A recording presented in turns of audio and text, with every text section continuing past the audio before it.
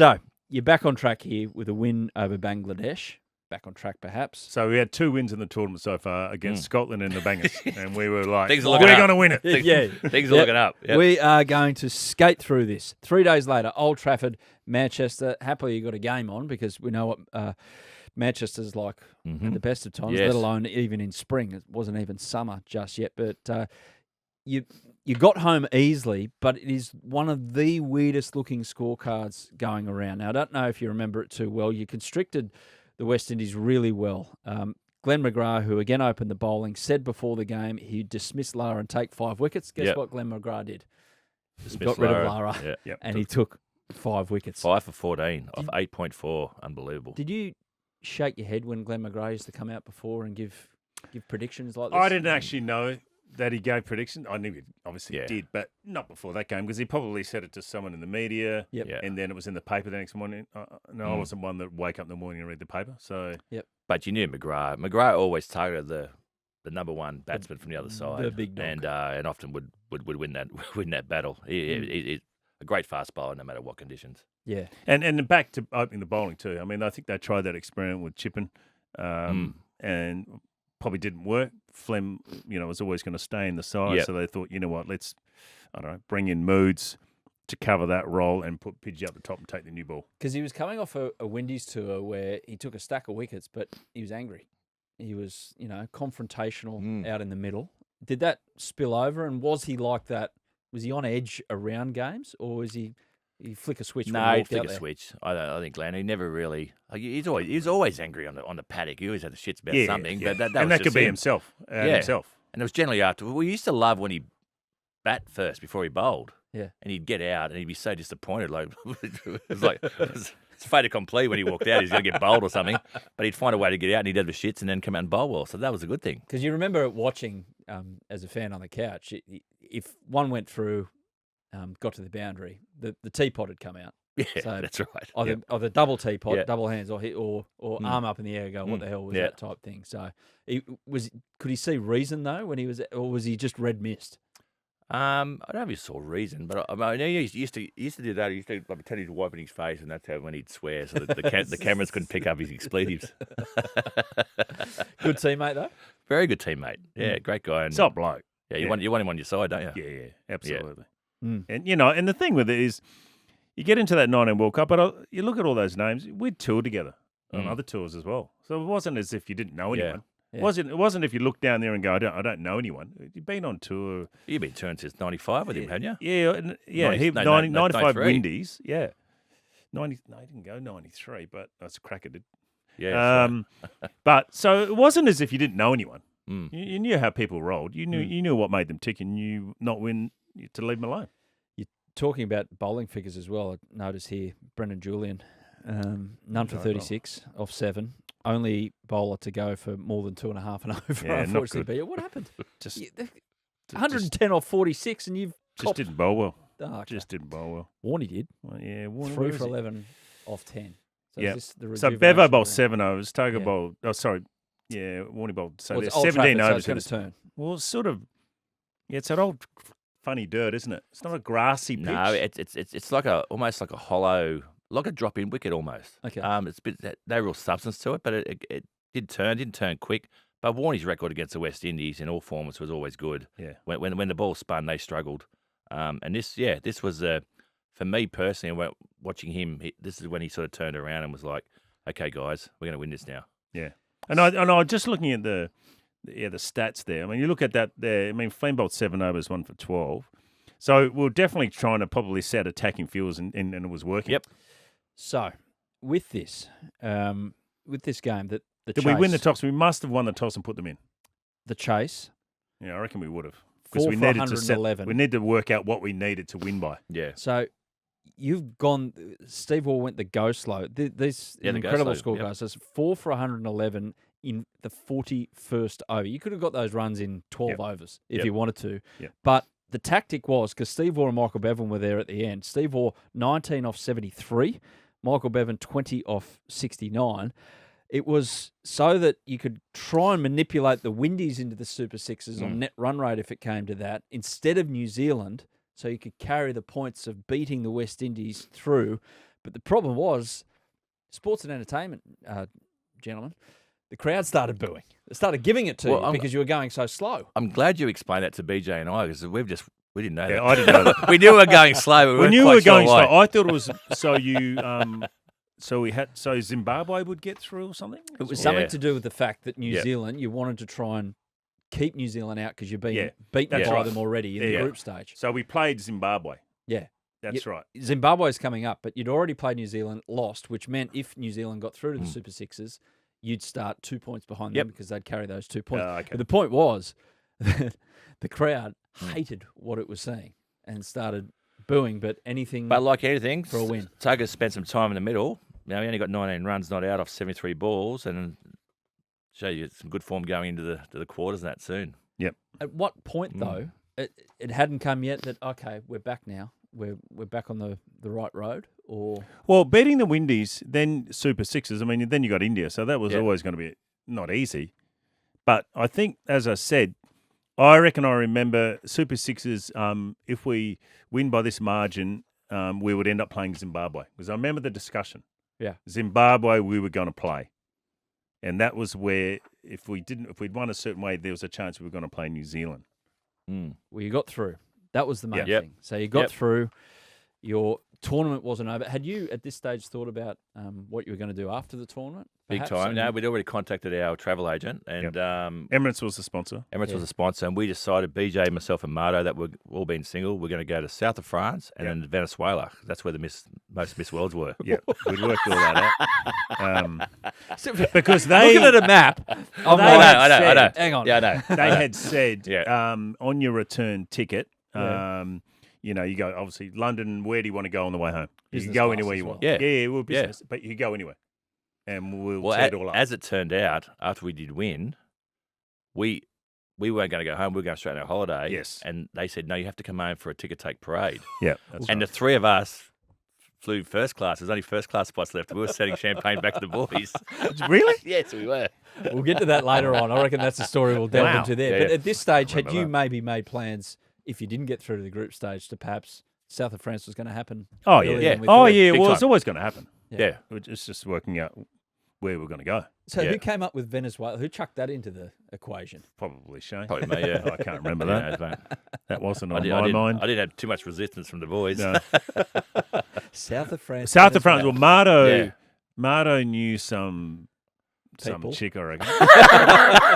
And she was a marketing manager for a hotel chain. Yeah. Because I think getting into that stage, and we knew there was about, I don't know how many weeks left of the trip. Right, okay, we need to plan this out. Right, we need to find some contacts. So we were out. Where do you work? Oh, hi. Everyone was training cricket team. Here's a ticket to the cricket. Can you help us out? So we're on the lookout for anyone that could help us out. Yeah. Was there much that everyone talks about? I don't know how detailed you want to go here. You can take it wherever you want. But around that time, and this is England as well, so that it's front and back of the paper. The soccer season would have just finished. Cricket World Cup's on. You got the rock star of all rock stars, Shane Warne, in your midst. The tabloid fodder, poor old Warney. But the rest of his, what was that environment like socially? Because you're trying to, as you say, but there's a lot of other teams there. Yeah, I mean, you're the Australians. Yeah, I know, but India was there, Pakistan, West Indies. I mean, England's it's a multicultural country, obviously, but there's a lot of Indians, a lot of West Indians, a lot of Pakistani. I mean, you'd go to the hotel, and if you were staying with the Pakistan guys, and everyone was there to see them. Yeah. Or you're going to India, everyone was out the front to see India. Okay. Oh, that's what I reckon. Yeah, there's a bit of that. Yeah, and the West Indies in town. I mean, there's a lot of international cricketers there. But I remember going to, I think we went to, what's the famous Japanese restaurant? Nobu. For a team dinner there, and Warney ordered in a margarita pizza. That's right. Yeah. Yep. What? They just said pizza. Yeah, that's right. Is this during this World Cup? Yeah. That's right. He didn't want to. Yeah, we'd all set the scene. I don't know what happened there. Well, no, it's just that Warney only ever ate, his baked beans. He had cheese on toast. He had light lasagna, spaghetti bolognese, and margarita pizzas. And we went to one of the best restaurants in the world. Fantastic. And Warney, just being Warney, decided to order margarita pizza, and in it come, and everyone. I probably knew he wasn't a sashimi guy. No. But maybe at least a chicken No, teriyaki. I never tried it. I don't think he ever ate one vegetable in his life. I don't reckon you did. No. There was a team dinner. Yeah. It was a team dinner. Yeah. So Tomatoes. yeah, I remember that. Tomatoes are fruit. So good point. Good point. So you're sitting there, and then it's like the scene out of the Wog Boy when they're at that posh dinner. Yep. And they brought in a. Yep. But that's pizza. part of the theatre with Warnie. You know, he liked that. Everyone aghast at his order. Yeah. Yeah. That's him. That's him. Yeah. But the point was that you could go have some of the best off-field experiences, coupled with playing some of the best crowds in the world. It's a great place to be. Yeah. Definitely. Well, it got better, fortunately, for Australia. Even though, so let's set the scene. Australia advanced to the Super Sixes with 0 points. So it's a reset in kind. Pakistan, out of the group stage, they took 4 points through to the Super Sixes. New Zealand in 2. South Africa had 2 points carried forward. India 0 and Zimbabwe 4 carried that through. So Zimbabwe had a great tournament to date. India, though, were in the same position on June 4 at the Oval, against Australia, India in London. It's the final, basically, for both of you. Final without a trophy at the end of it, because the loser feels like epic losers. They're out of the tournament. But which we didn't mind, because we always backed ourselves. We just want to get to a point where you have to win, and we knew the games when you have to win, we'd lift, wouldn't we? So I think we were comfortable personally with that, and we felt there's going to be more pressure on India, particularly, as BJ just said, the amount of supporters they had over there compared to what we had. We had a lot of Aussies touring, but nowhere near the number of Indians that lived in the UK. Yeah, and so the Oval was 80%. That's right.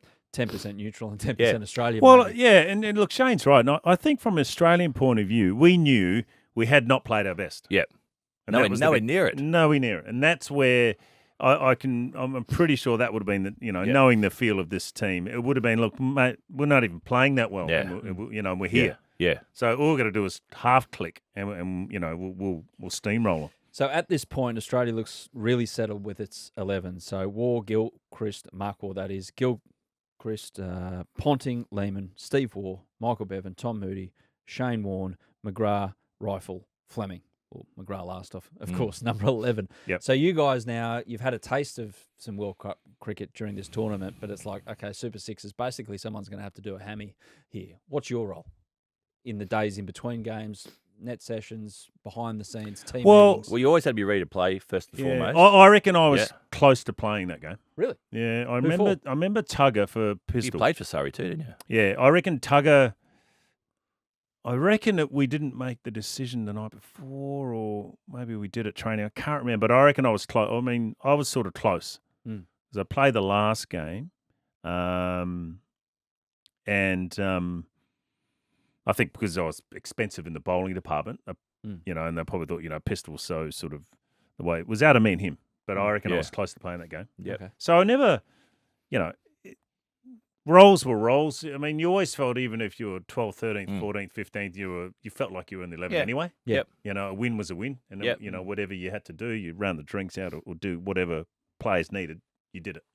I remember we having a bit of a laugh because I remember Inzamam Huq was interviewed, and he speaks very little English. And he was interviewed leading into the Super Six, the playoffs. And whatever question they asked Inzamam on the interview, I can remember this young girl interviewing him, he answered with Super Six good. So looking forward to the next game, Super Six good. Look like you're batting well, Super Six good. So we used to have a bit of a joke in the change room, like Super Six good, and we're here now. So he's good because he knew he didn't have to play you again. That's right. Chasing revenge, because you crossed over against the teams. You only played in the Super Sixes, India, Zimbabwe, and South Africa, because they were from the other pool. But this game, Australia go ballistic, nearly get 300. And the Oval can be a good batting deck, but you made full use of the conditions. 6 for 282. Mark Waugh, fantastic innings up the top of the order with 83. Everyone got starts. Everyone contributed all the way down to Warnie, who didn't face a ball. He came in. But Tom Moody, run a ball 26, just putting pressure on India as well.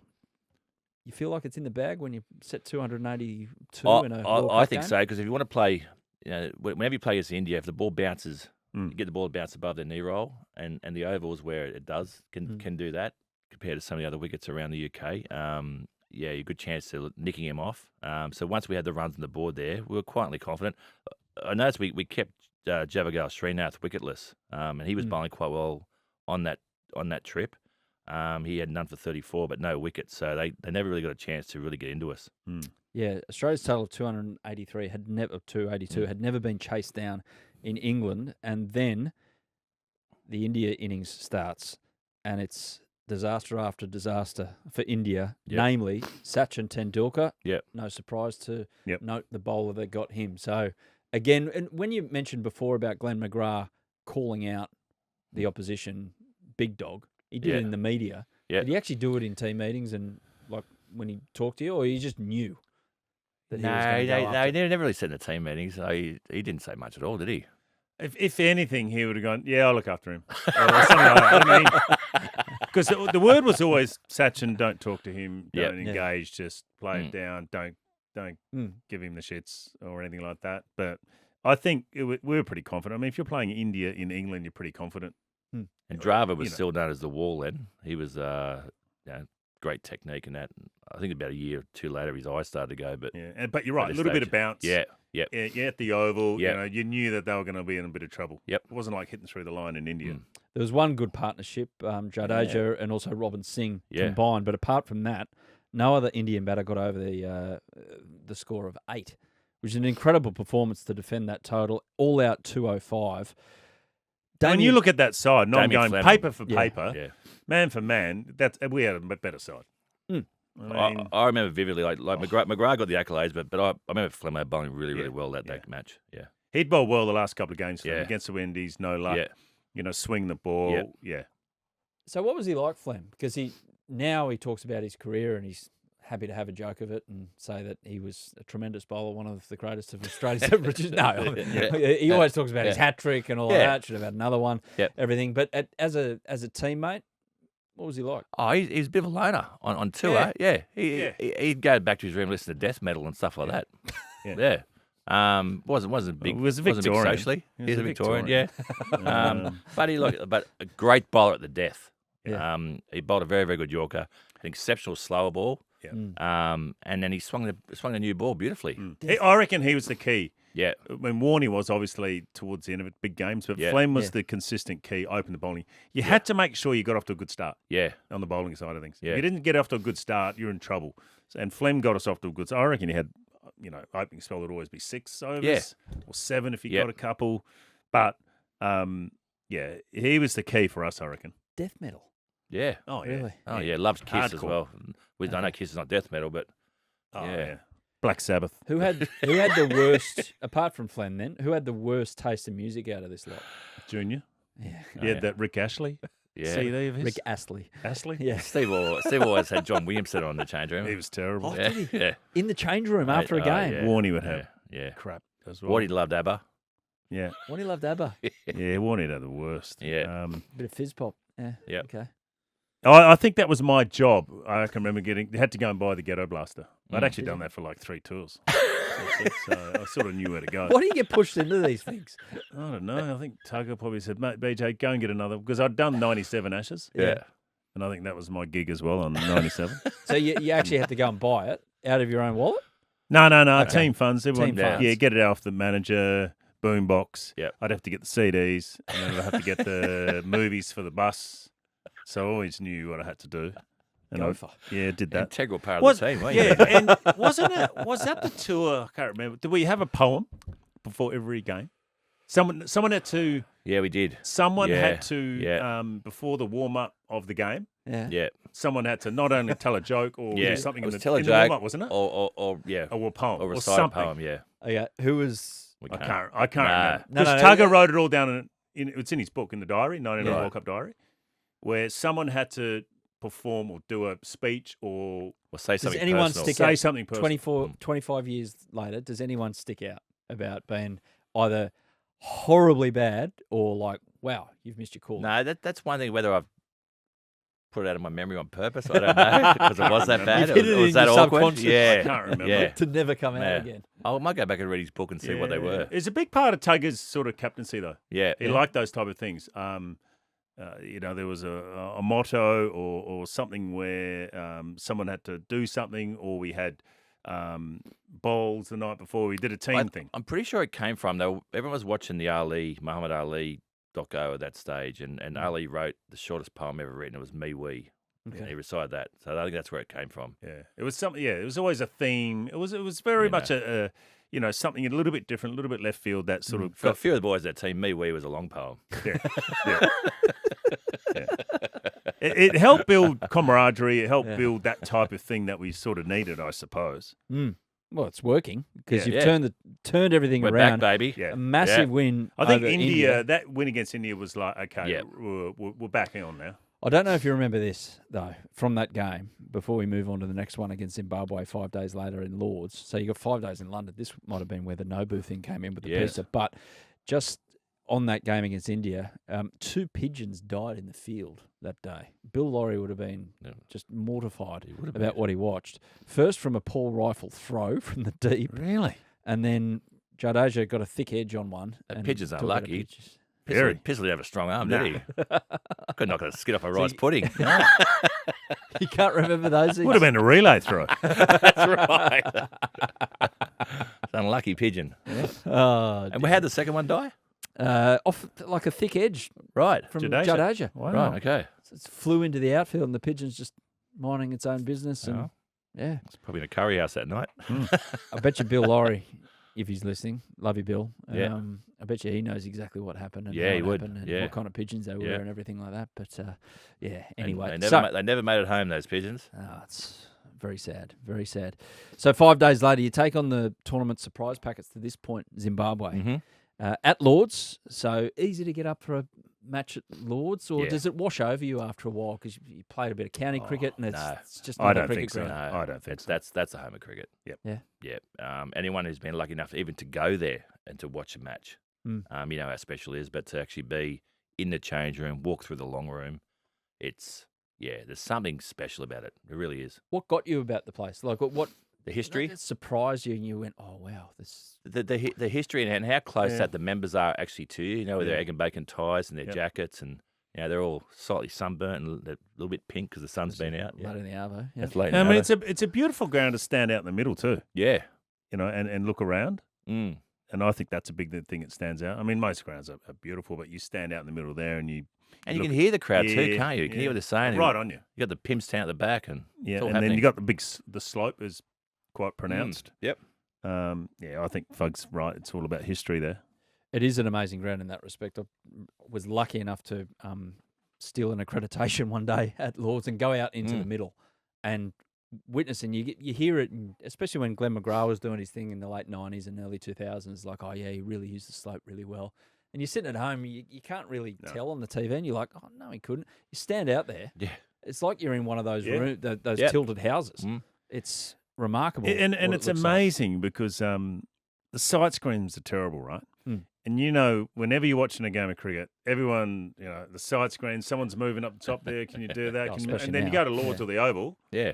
And it's just 2 Perspex boards, really, and they all sit in front of it and no one says anything. No. But, you go to other grounds around the world and people are moving around and people are going off. So this game against Zimbabwe, same lineup. So you've gone in how you did against India and got the job done 5 days earlier. And Mark Waugh comes in and century. Mark Waugh, first player to score 4 World Cup centuries. How good was he at the top of the order? Because he not reinvented himself, but he changed mid-career. He went middle order up to the top. He was good. And but the thing with this team, going back looking at the scores now, everyone's sort of chipped in at different times. Is Ricky Ponting? Is Ricky Ponting to this date got any decent scores? That's the one thing I haven't really noticed. Starts 30 odds, he got 40. Starts, but there was never any question over his spot in the side. But Mark Waugh, remember, he got these runs before we knew it. Like he's a type of batsman. You look up on the scoreboard and you think he's on about 12 and he's on like 42. And he was perfect for Gilly. Yeah. Because Gilly could just do his own thing and play the way Gilly played, where Junior would just basically bat the same way. Why did Buff retire hurt? I can't remember why he did then. Was that a run out? Calf? I mean, like calf or something? Probably. We'll check that. We'll check that while we're Dehydration? Yeah, dehydration, calf. Bound to be a calf. Producer Sam's checking that as we're speaking. But with Mark Waugh, I'm interested, you guys, because you would have bowled a bit to him in the nets in particular, and BJ in state cricket. I mean, was he in preparation again to that? Was he in that kind of mode that he gets in when he's just in cruise mode, or is he? He's always the same. Is there any kind of stress about him at all? No, he was the one constant in the side. The thing I always say about Mark Waugh, where he never gets the accolades, is that he was that sort of he always did everything right. So if someone and talk about some big egos in his side, if someone stepped out of line, everyone might be thinking that, say, Warnie's not doing the right thing. He's the only one who had the balls to say it. And he used to call him out. And he was like a great regulator in that side. That's how he commentates as well. Yeah. Actually. And I think that's the thing that a really, really good team with huge egos needs. And but he could do it. And you could never go back at him because mate, he just always he wasn't doing the wrong thing ever. Would he ever do it to his brother as captain? Probably not. No, Probably that's not. probably why they don't talk. But he put Warnie in his place, did he? Oh, yeah, mate. I remember Craig McDermott a number of times called him up, but everyone. He had to go, not just the big guys. If you weren't doing the right thing, and it was funny, like he could read the room. Everyone was thinking about it. Shano or BJ, whatever it might be, he'd call you out. Finger injury for Darren Lehman, by the way. Yeah, there you go. Yeah, it wasn't a calf, as you presumed, or dehydration, as you accused him of having. Yes. But it might have been after the game. But a finger injury, and he obviously recovered pretty quickly. But yeah, just on Mark, he is quite funny. Like listening to him commentate, he's like an old man with no patience. He just says what's at the front of his head, and there's no filter. That's him. And he was the same as a cricketer, same as a teammate. Well, I think Shane's right. I mean, he was a constant the way he batted. He didn't change it too much. He just sort of, in New England conditions, obviously very, very well. Spent a lot of time there, batted there for Test cricket and county cricket. So he did his own thing his own way. Didn't like batting in the nets, just like throwdowns against the fence, and obviously a gun fielder, but kept it pretty simple and pretty level-headed. Didn't get overexcited. Didn't take things for granted as well. So that sometimes you need those level-headed. He was a bit like, I think, Flem with the bowling. He was the constant up the top of the order. As I said, you got to get off to a good start, batting or bowling. And I think Flem and Junior were the two guys that just snuck under the radar. But did a big part, played a big part. Well, Mark's World Cup 100, the one he got previous to that, was in the 96 World Cup against New Zealand when he said in a team meeting, we got down, we're going through their batting lineup, and he got to Chris Harris and he said, don't bother talking about him, he's never got more than 10 against us. And Chris Harris got 130.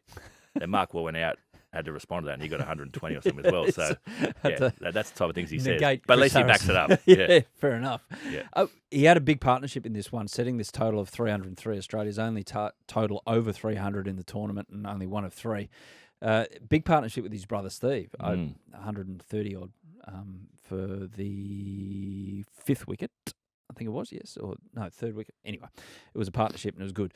How were they just like two blokes who kind of knew each other rather than brothers about how they interacted out there? Because early in their career, they had some horrible runouts when they burst on the international scene, but this was a really important.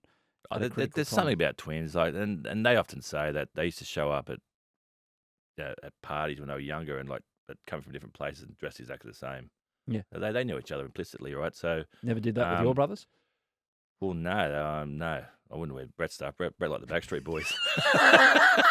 Got the bling, didn't he? Jesus.